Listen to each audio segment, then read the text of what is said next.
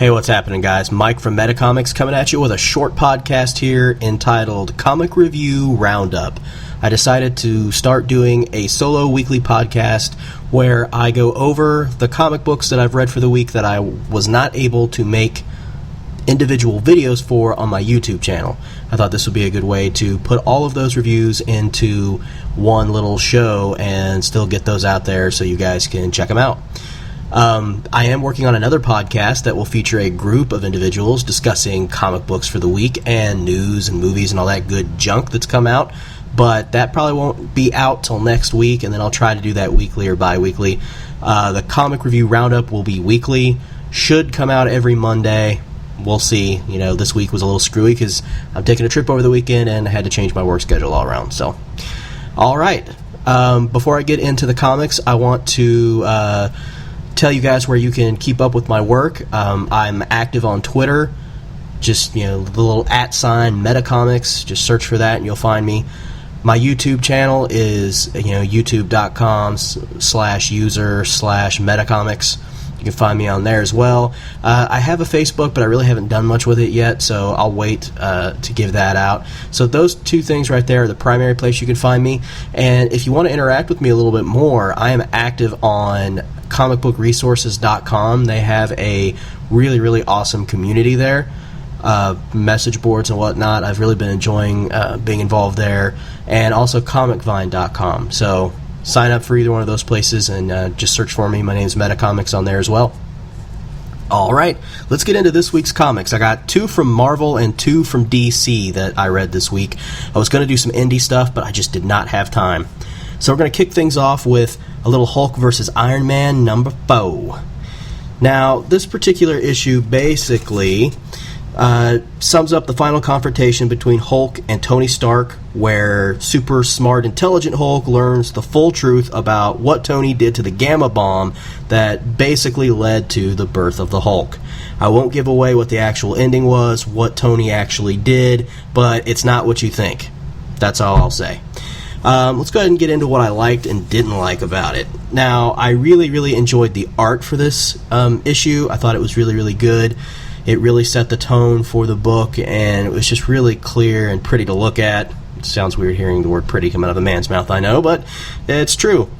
I really like the fact that Tony turns out not to be as big a dirtbag as you think he's going to be.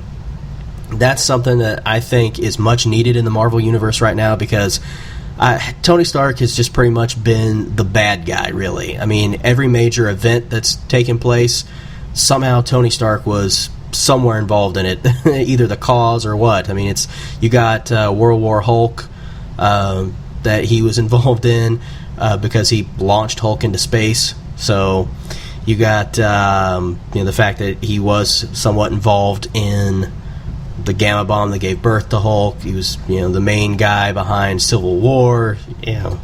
He's just really been a bad dude, and so I think it's about time that Marvel kind of give him his own redemption story and bring him back from the brink. And I think this was a pretty good way to start down that path, and hopefully they'll continue that direction, but I highly doubt it. Smart Hulk, really got to see a lot more Smart Hulk, and that was something I really, really enjoyed. I think it's really cool to see what would Hulk be like if he had, Banner's mind. It's just the Hulk by himself with that pure rage is scary as crap, but imagining that pure rage controlled by an intelligent brain that can scheme and plot is downright terrifying. I really thought that was cool. The whole issue is pretty much loaded with character development. I mean, there's not much in the way of action in this issue. It's mostly conversation between Banner and Stark, and you really get to see different sides to their personality. You get to see that there's actually not a whole lot of difference between the two as far as their personality goes, just differences in the way it's expressed. So I thought that was really cool. Now, there was a couple things I didn't really like about the issue. One was the conclusion was a little unsatisfying. It seemed sort of like a bit of a cop-out. I'm still not sold on being a fan of Stark, even though he tried to do something heroic here. I think it kind of, in a way, made me dislike him just a little bit more, some of the smugness in the way he talked. He just seems a little self-righteous. Again, he needs a redemption story. He needs to be brought back, from being this bad catalyst in the Marvel Universe, but I don't know. It's going to take more than what he did here to make me care about him. it just seemed like too much of a convenient ending, the way they wrapped it up. But it was still good. It was still very, very good.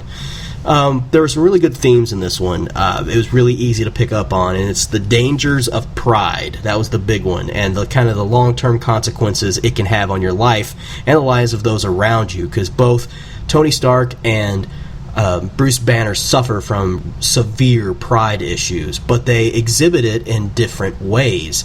So whereas Tony is a bit of a, snarky, flamboyant personality, kind of self-destructive with his pride and arrogance, and he flaunts it openly, Banner kind of internalizes it and, kind of goes the opposite direction with that. So that's kind of stressed in there. And, pride can lead to serious downfalls and serious negative consequences. And that's basically what this book is about, is what happens when you let ego kind of take over. So that was very, very cool. Basically, overall, I gave this an 8.5 out of 10. It was very satisfying, very excellent art, very well done. Good way to close out that particular portion of the Original Sin event. And yeah, it was really, really good. So if you haven't read any of those, pick up all 4 of those issues and check them out. It's worth the money, worth the time to read them. You'll definitely enjoy them, especially if you're a Hulk or an Iron Man fan. All right, next up, we got Legendary Starlord, number 2. All right, this was written by Sam Humphries, and we got some art by Paco Medina. The issue focuses on Peter Quill and his half-sister Victoria, who arrive at Vidridoom, which is a bounty collection house where Mr. Knife's bounty on Starlord is about to be collected by Victoria, his half-sister. What a bond, huh? Except that Quill and his sister actually end up hatching this harebrained scheme to cheat the bounty hunters out of a lot of money. Typical Peter Quill. And it seems like his sister's a lot like him because she went along with the plan. So that's what the issue is about story-wise. Now, the good that comes out of this issue here, there was some excellent character development. There was some really good conversation between Peter and his sister Victoria. You get to see kind of where they're coming from. They both have been scarred deeply and emotionally by their father, Jason, from Spartax. So it's interesting to see that is the one common denominator that they kind of start building their relationship on, is that they've been screwed over by Big Bad Daddy, so that's kind of cool. There was a lot of good sci-fi action, which is to be expected in any book that has Starlord or Rocket or the Guardians in it.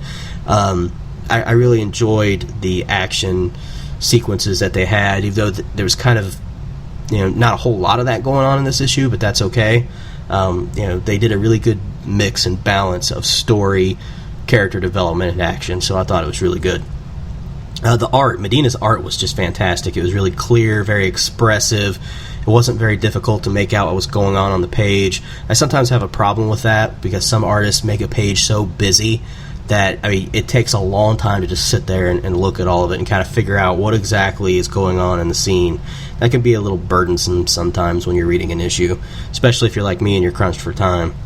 The pacing, like I said, was great. It was a very good mix between character development and slower moments that were more focused on conversation and plot, whereas there was other times when it picked up the pace and the action was good. So very, very good. Now, there was some bad going on here, too. I really think that they kind of moved Quill and his sister too quickly into the buddy territory. That's what I like to call it. I think it would have been cooler if they had just kind of stretched out the fact that there is some differences between the two, and they still see the world very, very differently, and so they're still at odds with each other. They may still play it that way, but it didn't seem like that was the direction it was going here. I'll be honest, at first I did not care for Victoria. She was really, really annoying, got on my nerves a lot. But as this issue progressed, I really started to like her character. So, yeah, that was one thing that I started out not liking and then ended up liking about it. I think that Quill's confession in the issue was a bit abrupt. It just seemed a little short and quick out of nowhere, that kind of thing. Now, as far as themes go, which seems to be always the case here with Guardians books, family bonds. Family bonds transcend time and circumstance. That seemed to be the lesson from this issue. family is a central theme in all of those books, Guardians of the Galaxy and their spin-off solo books. It seems to be something that's very, very important to Peter Quill, and now he gets to, experience that type of a relationship, with someone who's actually physically related to him as a sibling. So I think that is going to provide an interesting dynamic for future issues. And I just really love the fact that, a lot of comic books here lately have stressed the importance of solid family relationships, whether that family is your friends or your mom, your dad, whoever. Family is important. It's important to have people that you love and trust around you, supporting you, and you supporting them, and vice versa. It's just incredibly important for happiness, for satisfaction in life, and that kind of thing. So it's really awesome to see comics touching on such a deep subject, something that is desperately needed to be talked about in our culture today. So I really appreciate that about the Guardians books. Overall, another 8.5 out of 10. Very, very enjoyable. Great story, good action, great art. If you're a fan of Starlord or Guardians of the Galaxy, definitely go pick it up. It is worth the money. Alright, so we're going to move on here to... I actually think I have one more Marvel one than I thought I did.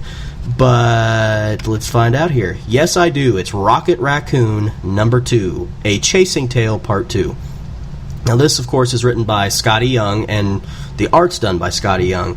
He is the one who did the Little Kid Avengers art, for those of you who might not have a clue who he is. So this issue basically focused around Rocket, for some odd reason, wanting to be arrested and sent off to jail. They didn't specify why he wanted to be sent to prison, which is kind of one of the negatives of the issue. Because there is another talking raccoon like him out there trying to kill him, working on behalf, I think, of his ex-girlfriends who want to do him in. I'm not sure. It may be a totally separate thing. I can't remember. But either way, he's got a raccoon that wants to kill him and all of his ex-girlfriends. I mean, sounds like the story of my life. Anyway, he goes to the prison and he uses Groot to turn around and break himself back out just a couple hours later for whatever reason. So, I don't know, it's kind of weird that he went to jail in the first place. So I'm not sure really what that was about, to be honest. But anyway, there was a lot that I liked about this issue. I'm a huge Rocket Raccoon fan. He is one of my top 3 Marvel characters that I just think is awesome. So I love these books already. Even though there's some flaws with the storytelling, I really enjoy reading them. I really loved the intelligent humor and silliness of this comic. There's lots of pop culture references, lots of funny gags, things like that. You can tell that Scotty Young does not take this character in this book too seriously, that he understands this is a fun book. There's so many comics from both Marvel and DC that kind of have a heavier tone, a serious tone to them, that it's nice to have these books that are lighter to kind of, just give you a good pick-me-up, Deadpool for a long time was really the only title I felt like that was really lighthearted next to Guardians of the Galaxy. So now we have Rocket Raccoon who kind of lighten things up even more. So I really appreciate that. There was a great prison escape montage, montage in the art from Scotty Young. I mean, he actually literally made a map so you could follow how this whole montage worked. It was really cool. It takes you a while to follow it, to figure out what's going on, but it's worth it. It's very entertaining. Scotty Young's art is just perfect for this book. He really brings out the tone and the writing. He understands this character, understands, how to do a fun, lighthearted book, and his art style just really matches well with that kind of humor and that light tone. The sound effects were really funny. The words they used for sound effects were pretty fantastic. And there was a really good cliffhanger at the end of the issue. Now, there was a lot of things that I didn't like. Well, not a lot of things, just a couple things. I really enjoyed the prison escape montage, but it was a little confusing. It really did take some time to figure out what was going on. It's massive. It's a 2-page spread. So the pacing for the story seemed a bit uneven, and the fact that you're not quite sure why Rocket wanted to go to prison in the first place didn't really seem to matter. There didn't really seem to be a reason for it. I don't know if that's going to be explored in future issues or what, but that was kind of a little strange. There was not a lot of character development so much. And again, this isn't really the type of book that seems like it's going to be heavy in character development. It's going to be heavy on humor and fun, not so heavy on the character development, I don't think. So that's to be expected from this. As far as themes, once again, this is really about family and identity. Rocket mentions early in the issue that he felt like part of his identity was slipping away because he discovered that he wasn't the only one of his kind, something he prided himself on, He based a lot of his identity on the fact that he was the last of his race. That's what made him special. I think it's kind of easy for all of us to base our identities in things that are superficial, things that end up fading away over time. For some people it's it's their career, for others it's their role in family life, or who they are to their friends. We got to be careful that we don't base our identity on something that's flimsy, something that one day will just kind of slip through our fingers and go away. I'm not going to get into what I think you should base your identity on because, hey, it's a struggle for everyone to figure out who they are and whatnot, but I just think that it has to be something that requires more depth than your job or who you are to your mom or dad or son or daughter, that kind of thing. Overall, I gave the book a solid score of 9 out of 10 because I really, really enjoyed it. It was a fun book, so if you haven't checked it out yet, definitely go do so. It's another one that I highly recommend. Right now we're going to switch over to the DC Comics. Going to talk about Grayson issue number 2, and I'm going to be flat out honest with y'all. I really have not been feeling this Grayson book very much. I know it's only the second issue into the series, but I wasn't a real big fan of the first one. I think I gave it like a 6, and this one did not improve things very much in my opinion. Grayson number 2 was written by Tim Seeley, and the art, I can't talk today, was done by Michael Janin and Guillermo Ortega. I think it's Ortega or Ortego or something like that. I can't read my own handwriting, alright? I'm looking at notes. Anyway, the whole story for this one was Agent 37, who's Dick Grayson. I think it's Agent 37. He might be 27. I don't know. Dick Grayson and Helena, or Helena, however you want to pronounce it, go in search of a missing mechanical stomach that gives people who put it inside their body superpowers, like the Flash, makes people move fast. I guess it increases metabolism or something. And come to find out, it's inside the gut of some crazy cannibalistic doctor. You just can't make this stuff up. Or you can, as Tim Seeley seemed to do. Alright, so let's start off with the good. The action scenes were very awesome. Very awesome. Very well done. Very entertaining. Just cool to look at. There's a very 60s vibe to this book, like old school spy stuff, like James Bond back in the day type of deal. And I think it's really cool. It's unique to put that into this book. And I kind of dig that. I think it fits well with the art. The art had a lot of great colors to it. The colors were very bright. They popped a lot, especially some of the obvious 60s retro stuff. There was a lot of good character development. You get to see Grayson kind of grow toward wanting to reconnect with Batman a bit, and so that was pretty cool to see. And Batman actually made quite a few appearances in this issue. I'm a huge Batman fan, so I love it anytime Batman pops up in a book. Now, there was a lot wrong with this book. I mean, a lot. For me personally. For one thing, the weird bowel stomach thing. That's just the most bizarre thing I could think of, to have, a piece of technology that's a mechanical stomach. That was just so weird to me. I didn't like that at all. I thought that was kind of weird and dumb. The cannibalistic doctor for a villain, even weirder. I'm just like, this is so wacky. I mean, it was wacky, but it wasn't like they were trying to do it for laughs. Like, they were playing it serious. So I was kind of like, what the heck is going on here? This is really tacky and just weird. So I didn't really care for that. The pacing was really dicey in spots. It jumped around a lot, from slow to fast to action to nothing, and it was just, I don't know, it was just kind of weird. So I didn't really care for that much. So much for themes. I had a hard time finding anything worth mentioning, really, in that department, except for the fact that it's important to make positive memories with your family.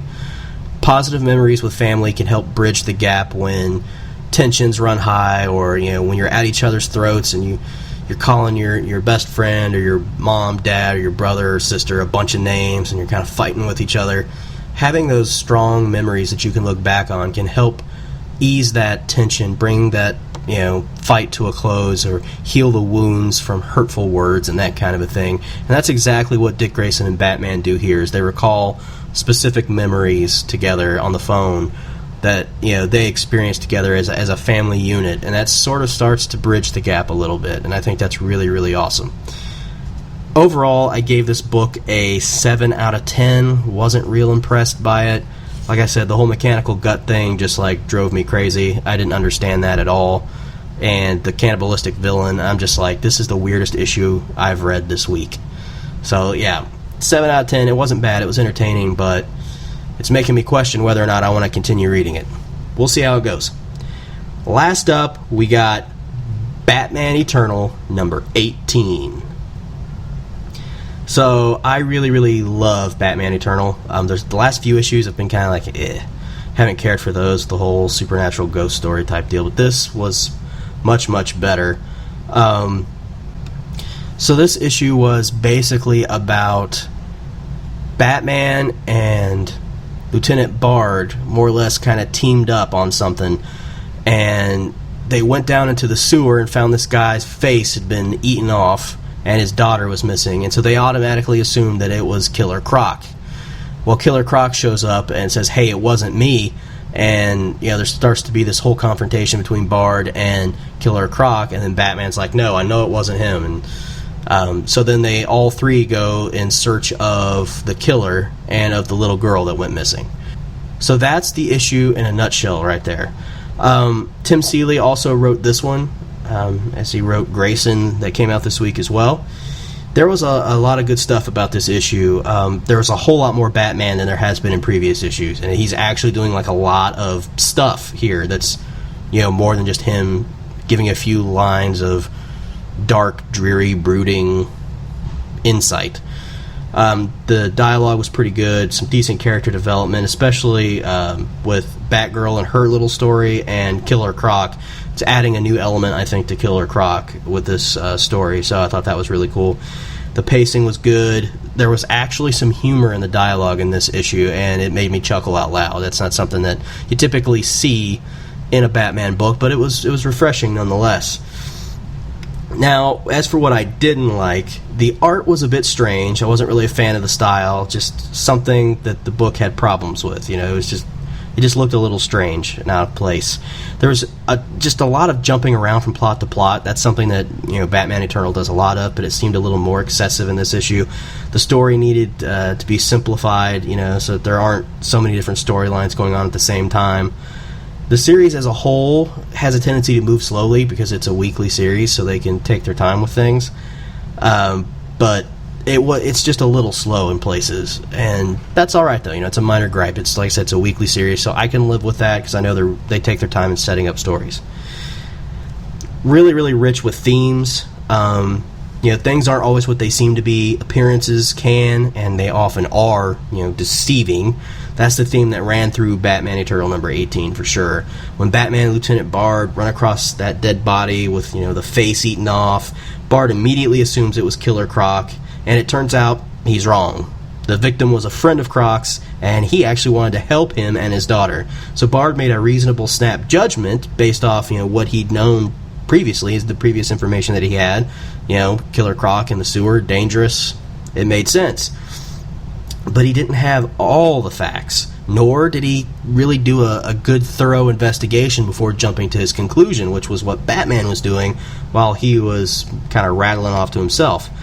Red Hood, Batwoman, Batgirl, they all learned the same lesson by assuming that security in the sweatshop they were involved with in this issue, that it would just be breezy and that nobody needed to help Batgirl, that she could handle this all on her own. And it turns out there is a much more sinister and serious threat that ended up putting them all in danger because They just went by their appearances, the way it appeared at the surfaces. This is going to be easy, simple, no-brainer, in and out. And they didn't take the threat seriously. So sometimes you don't have a choice but to make a snap judgment, but most of the time it's best to do an investigation. Never take anything just at face value. Try to dig as much information up as you can to make a well-informed decision. Overall, I was pretty satisfied with this issue. I gave it an 8.5 out of 10. Thoroughly enjoyed it. If you've been keeping up with Batman Eternal, definitely continue to pick it up. It's been a pretty solid book overall. Has some hit and misses here and there, but that's to be expected from a weekly. Alright guys, that is all of the comics that I am going to be reviewing here on this episode. I hope that you guys will check in on my channel. It's Metacomics on YouTube. Hit me up on Twitter at Metacomics. Continue to look for new reviews and some vlogs and new podcasts coming here in the upcoming days and weeks. Alright, that's all I got. I will see you guys later.